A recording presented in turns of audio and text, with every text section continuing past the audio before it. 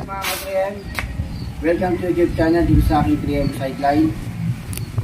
Ngayon palapit ang Kapaskuhan. At syempre lahat sa ating mga Pinoy ay may hilig sa mga inihaw na bangos, inihaw na hotdog, inihaw na pork chop.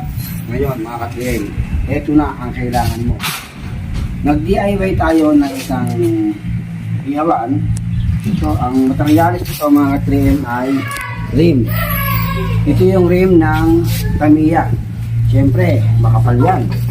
Talaga naman, pamatagalan yan. Hindi gaya ng mga iba't ibang ihawan na nabibili natin ay maninipis na yero. Pero ito, makapal na rim. Hindi mo kaya talagang putasin at hindi mo kayang sirain mga ka-3M. Ito ay dipihit mga ka-3M. Ayan, dirostos yan. Ito yung